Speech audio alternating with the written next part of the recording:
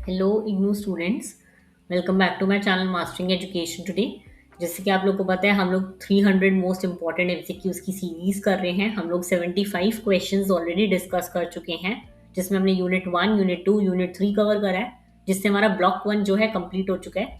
अब हम ब्लॉक 2 पे मूव कर रहे हैं, यूनिट नंबर 4। ब्लॉक 2 आपका नेचुरल रिसोर्सेज से रिलेटेड है। नेचुरल रिसोर्सेज में यूनिट 4 में पहले हम लैंड एंड वाटर देख रहे हैं। इसके 25 मोस्ट इंपॉर्टेंट एमसीक्यूज देखने वाले हैं। बिना किसी टाइम वेस्ट करे स्टार्ट करते हैं क्वेश्चन 76 से।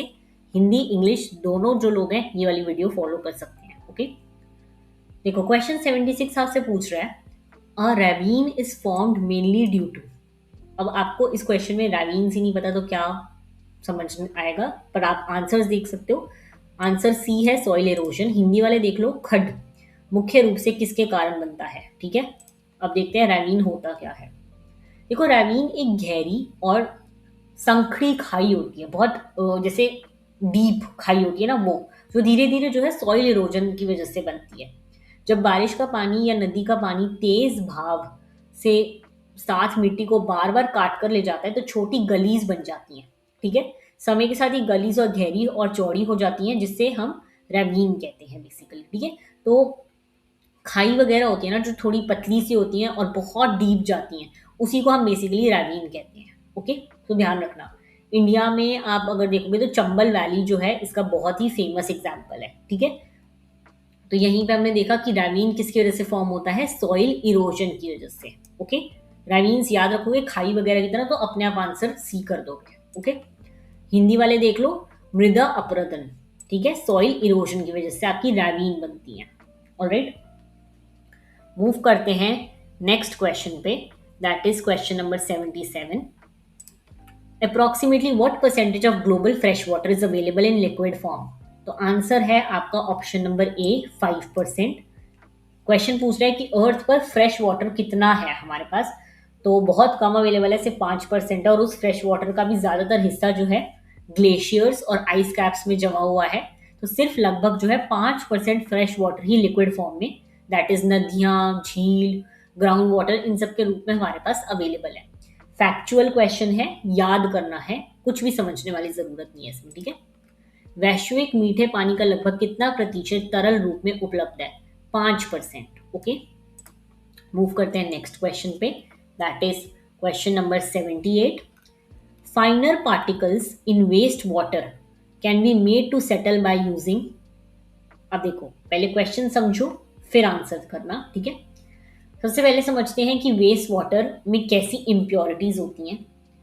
वेस्ट वाटर, ठीक है, इसमें दो तरह की इंप्योरिटीज होती हैं। एक तो बड़ी इंप्योरिटीज जो हम आसानी से अपनी आंखों से देख सकते हैं और वो नीचे की तरफ बैठ जाती हैं। ठीक है, दूसरे होते हैं बहुत ही छोटे पार्टिकल्स जिनको हम फाइन पार्टिकल्स कहते हैं, जो जल्दी सेटल नहीं होते। ठीक है, तो वाटर ट्रीटमेंट के दौरान जो है ये फाइन पार्टिकल्स को केमिकल ट्रीटमेंट के थ्रू एक साथ जोड़कर नीचे बिठाया जाता है, और इसी को हम जो है क्लोरीनेशन कहते हैं। ओके, तो क्लोरीनेशन की हेल्प से हम फाइनर पार्टिकल्स हटा सकते हैं वेस्ट वाटर में से। ओके, ध्यान रखोगे क्लोरीनेशन। हिंदी वाले देख लो, अपशिष्ट जल में महीन कणों को अवसादित करने के लिए किसका उपयोग किया जाता है, क्लोरीनेशन का, क्लोरीनीकरण। ओके, हिंदी वालों को समझ आ गया। नेक्स्ट मूव करते हैं नेक्स्ट क्वेश्चन पे, that is question number 79। Land degradation caused by prolonged loss of vegetation and top soil in arid region is called. Easy है ये, डेजर्टिफिकेशन। देखो, डेजर्टिफिकेशन का मतलब क्या होता है। डेजर्टिफिकेशन का मतलब है कि फर्टाइल जमीन जो है वो धीरे धीरे अपनी फर्टिलिटी खोकर एक रेगिस्तान जैसी बन जाती है। ठीक है, तो इसी को हम डेजर्टिफिकेशन कहते हैं। अब देखो, अगर लैंड में प्रोलॉन्ग लॉस ऑफ बहुत टाइम से कुछ नहीं उग रहा, ठीक है, और उसका टॉप सॉइल जो है, सबसे ऊपर वाली लेयर जो है सॉइल की खत्म हो जाएगी, तो वहां पे डेजर्टिफिकेशन हो जाएगा। ये प्रोसेस खासकर एरिड और सेमी एरिड रीजन में होता है, और इसका मेन रीजंस क्या होते हैं, डिफॉरेस्टेशन होता है, या फिर बहुत ओवर ग्रेजिंग हो रही है, सॉइल इरोजन हो रहा है, गलत फार्मिंग की प्रैक्टिसेस यूज हो रही है, तो इसकी वजह से डेजर्टिफिकेशन हो जाता है। जब टॉप सॉइल और वेजिटेशन दोनों खत्म होने लगता है तो लैंड की प्रोडक्टिविटी भी कम हो जाती है। ओके, हिंदी वाले भी देख लेंगे। शुष्क क्षेत्रों में वनस्पति और ऊपरी मृदा के लंबे समय तक नष्ट होने से होने वाले भूमि क्षरण को क्या कहा जाता है? तो इसका आंसर है मरुस्थलीकरण, डेजर्टिफिकेशन। ओके, हम और चीजें भी पढ़ लेते हैं। देखो, यूट्रोफिकेशन क्या होता है? इसका रिलेशन जो है वाटर बॉडी से है। ठीक है, जब लेक्स या पॉन्ड में फर्टिलाइजर के न्यूट्रिएंट्स बहुत बढ़ जाते हैं तो एल्गी बहुत ज्यादा ग्रो हो जाती है, और ये लैंड डिग्रेडेशन नहीं है, ये पानी से रिलेटेड है, इतना याद रखना। ठीक है, एफॉरेस्टेशन तो पता है, जहां पहले फॉरेस्ट नहीं था वहां नए पेड़ लगाना है, उसे हम एफॉरेस्टेशन कहते हैं। बायो रेमिडिएशन क्या होता है? देखो, बायो रेमिडिएशन में बैक्टीरिया, फंजाई या प्लांट्स का यूज करके पोल्यूटेड एनवायरनमेंट को क्लीन किया जाता है। ठीक है, तो ये होता है बायो रीमेडिकेशन। ठीक है, हिंदी वालों को भी समझ आ गई, यूट्रोफिकेशन पानी से रिलेटेड है, वन रोपण जहां पेड़ लगाए, और जैव उपचार जब हम बैक्टीरिया या फंजाई की यूज से पोल्यूटेड एनवायरनमेंट को क्लीन करते हैं। ओके, अब हम देखते हैं next question, that is question number 80। The main cause of water logging in irrigated agricultural land is. तो बहुत इजी क्वेश्चन है। अगर आप लोग को इंग्लिश में एक बार में ना समझ आए ना, तो आप हिंदी में क्वेश्चन देख लेना, इजी लगेगा ज्यादा। देखो, सिंचित कृषि भूमि में जल जमाव का मुख्य कारण क्या है? एक इरिगेटेड एग्रीकल्चर अगर लैंड है तो वहां पे क्यों पानी जमा हो सकता है?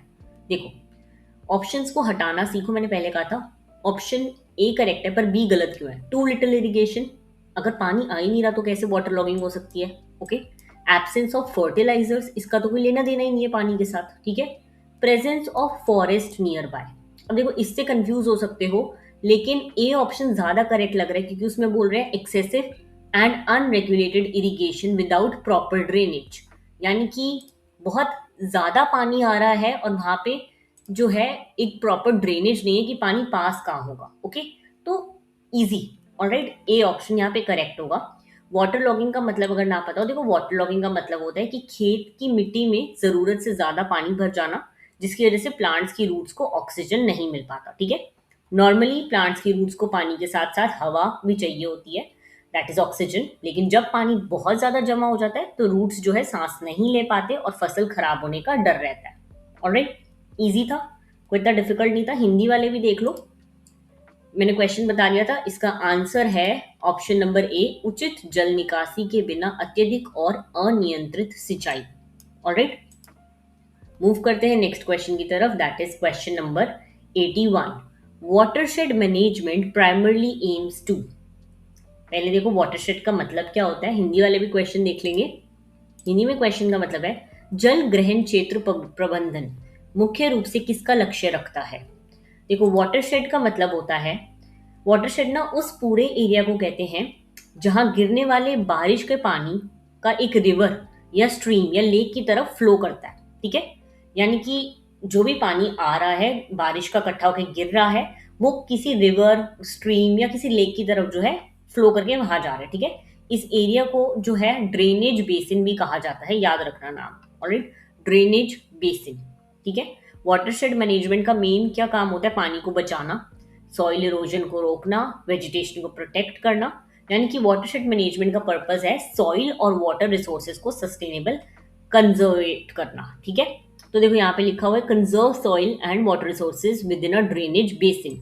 ओके, बात समझ आई?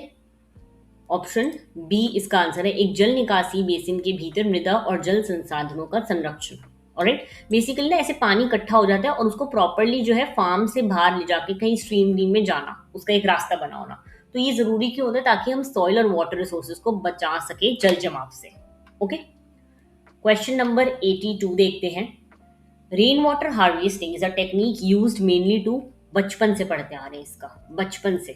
देखो, समझना थोड़ा, क्यों option divert water to the sea, कुछ नहीं है इसमें। Promote soil erosion, rain water harvesting से सॉइल इरोजन कैसे हो रहा है? Okay, increase surface run off. अब हिंदी में ऑप्शंस पढ़ोगे, देखो, वर्षा जल संचयन एक तकनीक है जिसका उपयोग मुख्यतः किसके लिए किया जाता है? तो सतही अपवह बढ़ाने के लिए। कैसा पॉसिबल है? सरफेस पे अगर हम बढ़ाना चाहते हैं तो हम सरफेस से पानी अगर क्लियर करना चाहते हैं तो रेन वाटर हार्वेस्टिंग क्यों करेंगे? तो तभी मैं कहती हूँ कि ऑप्शंस देखा करो गलत क्यों है। तो collect and store rain water for future use and recharge grain work. बहुत बहुत बहुत इजी क्वेश्चन है ये। ओके, भविष्य के उपयोग के लिए वर्षा जल एकत्र और संग्रहित करने और भूजल पूर्ण भूर्ण के लिए।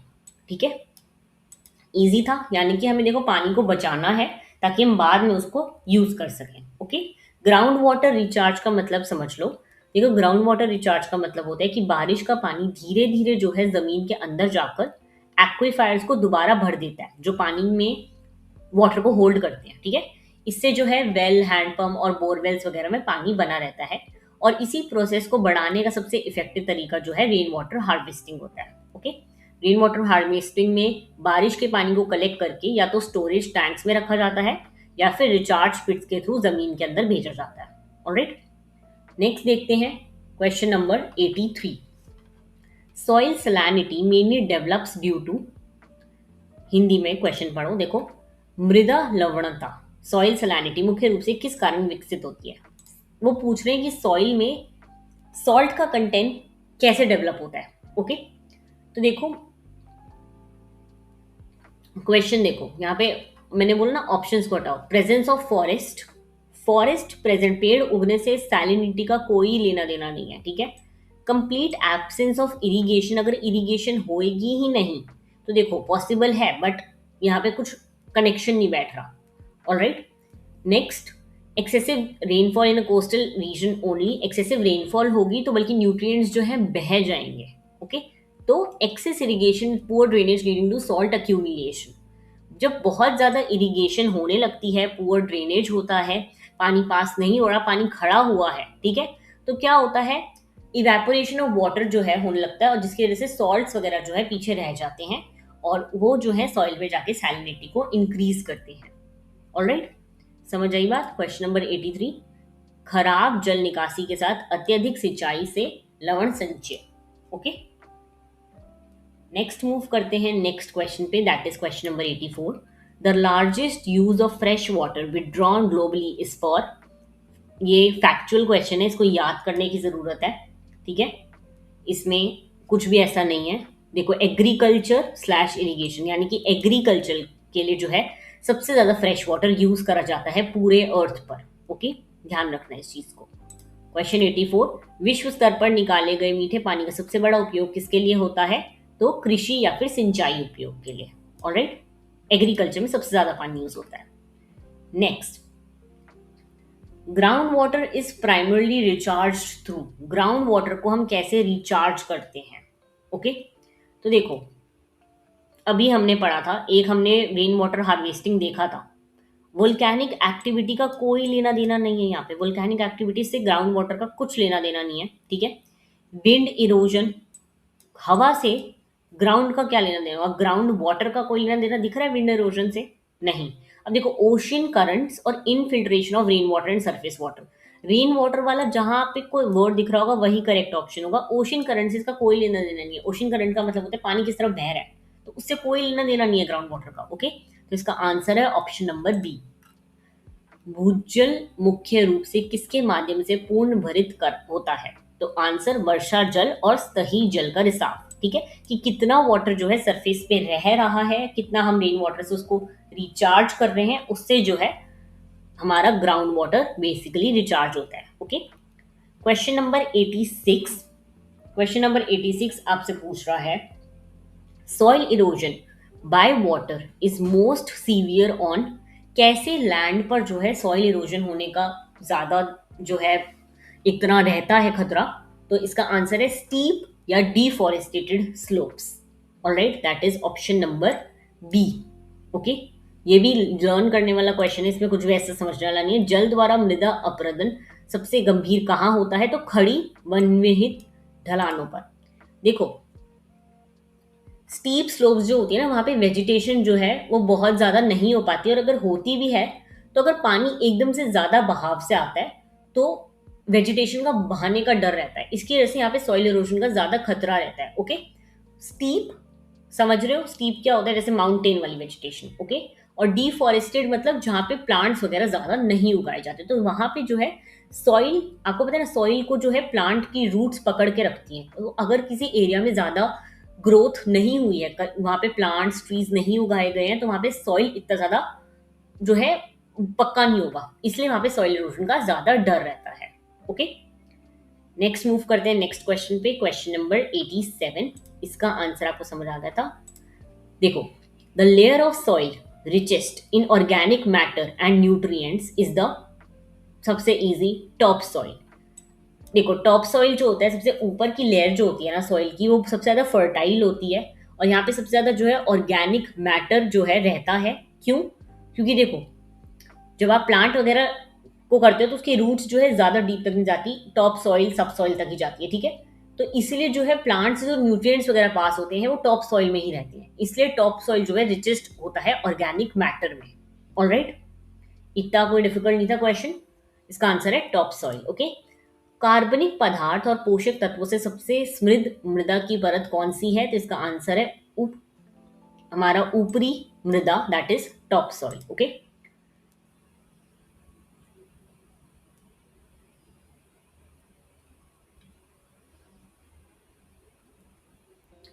ओके, अब नेक्स्ट क्वेश्चन देखते हैं, क्वेश्चन नंबर 88।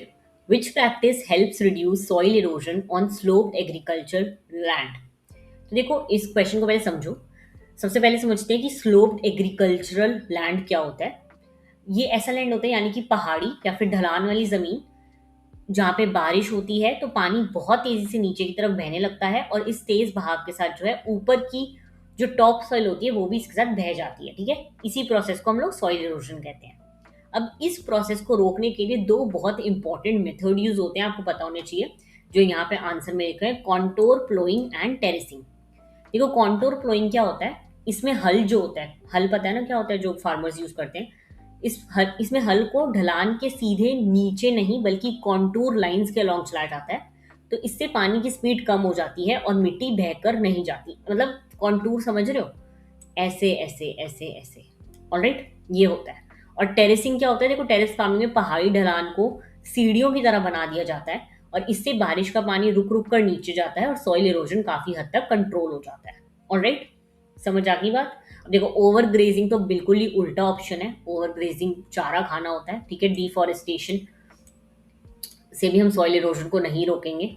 ओके, तो ये दोनों ऑप्शन तो वैसे ही चले गए, तो इसका आंसर क्या है? ए। अब देखो हिंदी वाले, ढलान वाली कृषि भूमि पर मृदा अपरदन कम करने से कौन सा अभ्यास मदद करता है? तो समोच्च जुताई और सीढ़ीदार खेती। Alright, option number A. Next move करते हैं नेक्स्ट क्वेश्चन पे, that is question number 89। A drought is generally described as.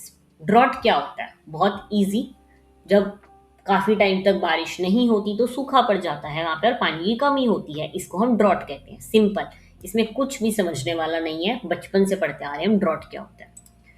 Hindi वाले, सूखा आमतौर पर किस रूप में परिभाषित किया जाता है? तो असामान्य रूप से कम वर्षा की लंबी अवधि जिससे जल की कमी होती है। Okay, option number A. Question number 90। Land use planning is important mainly to. Land use planning, देखो लैंड यूज प्लानिंग का मतलब समझो। लैंड यूज प्लानिंग का मतलब होता है कि किस जमीन का इस्तेमाल किस पर्पस के लिए किया जाना चाहिए, तो इसकी साइंटिफिक और प्रॉपर प्लानिंग करनी होती है, ठीक है।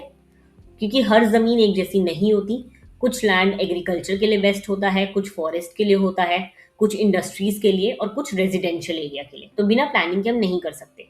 तो इससे क्या होता है, लैंड यूज प्लानिंग से इंश्योर होता है कि हम ऑप्टिमल एंड सस्टेनेबल यूटिलाइजेशन कर सकें लैंड रिसोर्सेज का। Okay, option number A. भूमि उपयोग योजना मुख्यतः किसके लिए महत्वपूर्ण है? तो इसका ऑप्शन नंबर ए है, भूमि संसाधनों का इष्टतम और सतत उपयोग सुनिश्चित करने के लिए। ऑलराइट, मूव करते हैं नेक्स्ट क्वेश्चन पे, that is question number 91। The process of leaching in soils refer to. Basically leaching क्या होता है इसकी डेफिनेशन मांग रहे हैं, इसका ऑप्शन नंबर बी करेक्ट है, पर पहले आप समझो लीचिंग क्या होता है। देखो लीचिंग एक नेचुरल प्रोसेस है जिसमें बारिश का पानी या फिर इरिगेशन का पानी जो है मिट्टी के अंदर नीचे की तरफ सीप करता है और अपने साथ टॉप सॉइल में मौजूद डिजॉल्व न्यूट्रिएंट्स को भी नीचे ले जाता है, ठीक है। यानी कि जो न्यूट्रिएंट्स प्लांट्स की रूट्स के पास होने चाहिए थे वो पानी के साथ गहराई में चले जाते हैं और इस वजह से ऊपर वाली मिट्टी की जो फर्टिलिटी है वो धीरे धीरे कम हो जाती है, ठीक है। इसी प्रोसेस को हम लीचिंग कहते हैं। तो यहाँ पे लिखा हुआ है downward movement of dissolve nutrients out of the top soil by water, इसको हम लीचिंग कहते हैं। ओके, हिंदी वाले, मृदा में निक्षालन प्रक्रिया से क्या तात्पर्य है? तो जल द्वारा घुलनशील पोषक तत्वों को ऊपरी मृदा से नीचे की ओर गति करना। ओके, समझ आ गया लीचिंग क्या होता है? नेक्स्ट मूव करते हैं क्वेश्चन नंबर 92 पे। India's national water policy primarily emphasises, जो हमारी नेशनल वाटर पॉलिसी है उसने क्या कहा है। तो देखो, इंडिया की नेशनल वाटर पॉलिसी गाइडलाइन है जो हमें बताती है कि देश के वाटर रिसोर्सेज की प्लानिंग, उनका डेवलपमेंट और मैनेजमेंट कैसे किया जाना चाहिए। इस पॉलिसी का मेन ऑब्जेक्टिव है कि आज की जनरेशन भी पानी का सही इस्तेमाल करे और फ्यूचर जनरेशन के लिए भी पानी अवेलेबल रहे, ठीक है। इसलिए इस पॉलिसी में integrated water resource management, that is IWRM, पर जोर दिया गया है, ठीक है। समझ आ गया? इंटीग्रेटेड का मतलब है कि हम सारे जो अलग अलग हमारे पास रिवर मतलब बॉडीज हैं, water bodies, river, lake, ground water, इन सब की एक साथ प्लानिंग करके इनको मैनेज करेंगे। ऑलराइट। सस्टेनेबल का मतलब होता है कि हम आगे के लिए उनको बचा के रखेंगे। तो आंसर है option number B, complete privatization. Obviously पता लग रहा है जब नेशनल और प्राइवेट दोनों वर्ड एक सेंटेंस में नहीं आ सकते, ठीक है। अनलिमिटेड ग्राउंड वाटर एक्सट्रैक्शन, इससे क्या हम पानी बचा पाएंगे? तो भी नहीं। इग्नोरिंग इरिगेशन नीड्स, ये भी कोई ऑप्शन नहीं बनता, ठीक है। तो ऑप्शन नंबर बी। भारत की राष्ट्रीय जल नीति मुख्य रूप से किस पर जोर देती है? तो एकीकृत और सतत जल संसाधन प्रबंधन। ऑलराइट। नेक्स्ट क्वेश्चन देखते हैं, question number 93। The zone of aeration, the zone of aeration in ground water hydrology refers to. यहाँ पे ये पूछ रहे हैं कि जोन ऑफ एरेशन क्या होता है ग्राउंड वाटर के टर्म्स में। तो देखो, सबसे पहले समझते हैं। देखो, जब बारिश का पानी जमीन के अंदर जाता है तो जमीन के अंदर दो मेजर जोन्स होते हैं, ठीक है। पहली होती है जोन ऑफ एरेशन और दूसरी होती है जोन ऑफ सैचुरेशन। अब हम देखते हैं अगर हम इसको बुक से पढ़ सकें। देखो, ये है आपकी बुक, अगर आपको पता हो, अगर आप लोगों ने खोली हो। आई नो नहीं खोली होगी वैसे तो, बट चलो फिर भी हम देख लेते हैं। ऑलराइट। इसमें तुम्हें पूरा जो है उसके साथ बता रखा होगा। देखो, जोन ऑफ एरेशन और जोन ऑफ सैचुरेशन, ये दो जोन्स होते हैं। जोन ऑफ एरेशन जो है वाटर टेबल के ऊपर होती है, मतलब सबसे ऊपर होती है, और इस जोन में सॉइल के पोर्स में एयर भी होती है और थोड़ा पानी भी होता है, इसलिए इसे अनसैचुरेटेड जोन भी कहते हैं। क्या कहते हैं? Unsaturated zone. ओके। ऑल्सो जैसे जैसे पानी और नीचे जाता है वो वाटर टेबल तक पहुंच जाता है, और वाटर टेबल के नीचे वाली जगह जो है वो जोन ऑफ सैचुरेशन होती है, जहां पोर्स पूरी तरह पानी से भरे होते हैं, ठीक है। इसीलिए zone of aeration is equal to water table के ऊपर, जहां पे हवा पानी दोनों होते हैं जोन ऑफ एरेशन में, ठीक है। तो इसका जो है ऑप्शन बी करेक्ट है। ये अनसैचुरेटेड जोन होता है above the water table containing air and water, इतना ध्यान रखना। ओके। और अगर क्वेश्चन दूसरा आए कि जोन ऑफ सैचुरेशन क्या होता है, तो उसका याद रखना वहां पे सिर्फ पानी होता है, एयर नहीं होता। ओके। भूजल विज्ञान में वातन क्षेत्र से क्या तात्पर्य है? तो जल स्तर के ऊपर अंतरिक्ष क्षेत्र जिसमें वायु और जल होता है। ओके। क्वेश्चन 94 देखते हैं। Over exploitation of ground water commonly leads to, very easy, अगर हम सब ज्यादा से ज्यादा ग्राउंड वाटर यूज कर लेंगे तो क्या होगा? बोरवेल, ट्यूबवेल, ये सब जो है ग्राउंड वाटर से निकलते रहते हैं और इसका रिचार्ज खत्म होता है, तो इससे ओवर एक्सप्लॉयटेशन होता है, ठीक है। इसका सबसे बड़ा नुकसान ये होता है कि ग्राउंड वाटर लेवल लगातार नीचे चला जाता है और नीचे नीचे, तो एक्विफायर धीरे धीरे खाली होते हैं, जो एक्विफायर अभी हमने पढ़े जोन ऑफ एरेशन वाले, ठीक है। तो इसीलिए जो है इसका आंसर है option B, land subsidence and depletion of aquifer. Aquifer खत्म होते रहते हैं और लैंड की जो है फर्टिलिटी एक तरह कम होती रहती है। ओके। भूजल का अत्यधिक दोहन आमतौर पर किसका कारण बनता है? तो भूमि धंसाव और जलभृतों की कमी। Okay. Question number 95। An aquifer is defined as, अब एक्विफायर क्या होता है? तो देखो, एक्विफायर जमीन के अंदर मौजूद रॉक्स या फिर सेडिमेंट्स की एक ऐसी लेयर होती है जो ग्राउंड वाटर को स्टोर भी करती है और उसे आगे फ्लो भी करने देती है, ठीक है। इसी एक्विफायर से हम बोरवेल और ट्यूबवेल से जो है पानी निकाल पाते हैं, ठीक है। तो एक्विफायर का मतलब हुआ अंडरग्राउंड वाटर स्टोरेज, जहां पे ग्राउंड के नीचे वाटर स्टोर हो रहा है। ओके। तो इसका आंसर है option A, a layer of rock और sediment that holds and transmits ground water. यहाँ पे भी देख लेंगे जलभृत को कैसे परिभाषित किया जाता है। तो चट्टान या तलछट की एक परत जो भूजल को धारण और संचारित करती है। ऑलराइट। मूव करते हैं हम लोग नेक्स्ट क्वेश्चन पे, that is question number 96। Salinization of coastal ground water is often caused by. देखो, कोस्टल एरियाज में ग्राउंड वाटर और समुंदर का पानी एक बैलेंस में रहता है, ठीक है। जब हम बहुत ज्यादा ग्राउंड वाटर पंप करते हैं तो फ्रेश वाटर का प्रेशर जो है वो कम हो जाता है और इसके बाद समुंदर का नमकीन पानी जो है धीरे धीरे ग्राउंड वाटर के अंदर घुसने लगता है। आपको कोस्टल ग्राउंड वाटर समझ आ रहा है?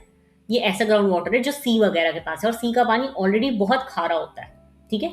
तो जब हम बहुत ज्यादा फ्रेश वाटर नीचे से ग्राउंड वाटर यूज कर लेंगे तो धीरे धीरे सी का पानी वहां ग्राउंड वाटर में आने लग जाएगा। तो इसके बाद समुद्र का नमकीन पानी धीरे धीरे अंदर घुसने लगता है। तो इसी प्रोसेस को हम सी वाटर इंट्रूजन कहते हैं। क्या कहते हैं? सी वाटर इंट्रूजन।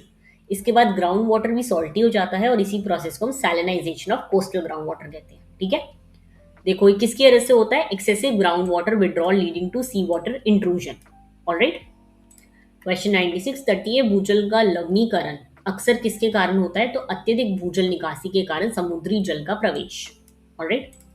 क्वेश्चन नंबर 97, देखो क्वेश्चन नंबर 97 आपसे कह रहा है विच of the following is considered the most important non renewable resource under threat from land degradation. समझो पहले इस क्वेश्चन को क्या कह रहे हैं। लैंड डिग्रेडेशन का मतलब क्या होता है? देखो लैंड डिग्रेडेशन का मतलब है जब जमीन की क्वालिटी धीरे धीरे खराब होने लगती है, और इसके पीछे कई रीजंस हो सकते हैं। Soil erosion, deforestation, over grazing, pollution, ये सब, ठीक है। इस क्वेश्चन में पूछा गया है कि लैंड डिग्रेडेशन से सबसे ज्यादा किस नॉन रिन्यूएबल रिसोर्स को खतरा है? तो इसका जवाब है फर्टाइल सॉइल। नॉन रिन्यूएबल जिसको बनने में करोड़ों साल लग सकते हैं, ठीक है। आपको शायद लगे कि सॉइल तो रिन्यूएबल होता है, हम तो खाद डाल देते हैं बन जाते हैं, लेकिन फर्टाइल टॉप सॉइल बनने में, जो सबसे ऊपर वाली लेयर होती है, उसको बनने में कम से कम हजारों साल लगते हैं। और ह्यूमन लाइफ टाइम के हिसाब से इसे प्रैक्टिकली नॉन रिन्यूएबल रिसोर्स माना जाता है। अगर टॉप सॉइल बह जाए या खराब हो जाए तो क्रॉप्स की प्रोडक्टिविटी बहुत कम हो जाती है। ऑलराइट, तो इसका आंसर है बी। ऑलराइट। देखो लैंड की बात हो रही है कि अगर लैंड खराब होगा तो क्या खराब होगा? सनलाइट का कोई लेना देना है लैंड से? नहीं। विंड का लेना देना है? नहीं। रेनफॉल का है? नहीं। तो आंसर क्या हुआ? बी। सिंपल। थोड़ा ऑप्शंस को एलिमिनेट करने का देखा करो, आंसर नहीं भी आता तो लॉजिक लगा के हो जाएगा। ओके। भूमि क्षरण से खतरे में पड़ने वाले सबसे महत्वपूर्ण अवनीकरणीय संसाधन कौन सा माना जाता है? तो उपजाऊ मृदा। Right. Question 98, which of the following contributes most to non point source water pollution from land. अब देखो क्या बेसिकली क्वेश्चन में पूछ रहा है कि कौन सा ऐसा नॉन पॉइंट सोर्स है जिसका पानी से कोई लेना देना नहीं है, ठीक है, जो पोल्यूशन क्रिएट करता है। तो देखो सबसे पहले नॉन पॉइंट सोर्स पोल्यूशन समझते हैं। ये ना एक ऐसा पोल्यूशन होता है जिसका एक फिक्स्ड सोर्स नहीं होता कि कहाँ से पोल्यूशन हो रहा है हमें पता नहीं लगता। जब बारिश होती है तो खेतों से फर्टिलाइजर पेस्टिसाइड पानी के साथ बहकर रिवर लेक पॉन्ड में चले जाते हैं। तो इस प्रोसेस को हम एग्रीकल्चरल रन ऑफ कहते हैं। क्या कहते हैं? Agricultural run of. और इसकी वजह से ही जो है पोल्यूशन होता है, क्योंकि ये पोल्यूशन किसी एक पाइप या एक फैक्ट्री से नहीं हो रहा, इसलिए इसे नॉन पॉइंट, हमें पता नहीं हो रहा कि कहाँ से आ रहा है, ठीक है। तो इसलिए ऑप्शन क्या है? B correct, agricultural run off carrying fertilizers and pesticides. Alright. भूमि से गैर बिंदु स्रोत जल प्रदूषण में सबसे अधिक योगदान कौन देता है? तो उर्वरक और कीटनाशक ले जाने वाली कृषि अपवाह। Alright. Question number 99, afforestation on waste land primarily helps in. पेड़ लगाने से क्या होगा? सबको पता है, सॉइल इरोजन इंक्रीज हो सकता है पेड़ लगाने से? नहीं। डेजर्टिफिकेशन हो सकता है कि सूखा पड़ जाना? नहीं। रिड्यूसिंग ग्राउंड वाटर, क्या हम ग्राउंड वाटर को रिचार्ज होने से रोकेंगे अगर पेड़ लगा देंगे? नहीं। तो कौन सा ऑप्शन करेक्ट हुआ? बी। बहुत easy, very very easy. Okay. बंजर भूमि पर वन रोपण मुख्य रूप से किसमें मदद करता है? मृदा स्वास्थ्य को बहाल करने में, अपरोधन का रोकने और जल धारण क्षमता में सुधार करने में। Alright. Question number 100, the Ganga action plan was launch primary to. Ganga action plan किस लिए था? ये तो आप सबको पता ही होगा। To reduce pollution and resource water quality. Obviously Ganga हमें पता है कि कितनी ज़्यादा पोल्यूटेड है, तो उसको पोल्यूशन को रिड्यूस करने के लिए और वाटर क्वालिटी को बेटर करने के लिए। ऑलराइट।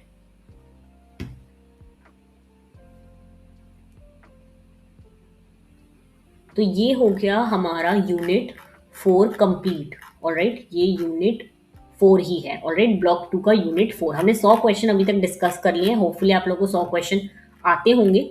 अब मैं नेक्स्ट वीडियो में ट्राई करूंगी कि मैं यूनिट 5, 6, 7 2-3 यूनिट इकट्ठे कवर कर दूं, क्योंकि बहुत लंबा हो जाएगा वरना। ऑलराइट, तब तक के लिए आप ये वाली वीडियो कंप्लीट करो। नीचे कंप्लीट हो जाए तो लिखना कंप्लीट कि हमने 100 क्वेश्चन, 100 डन। नीचे क्या कंप्लेंट करना है आपको? 100 और डन।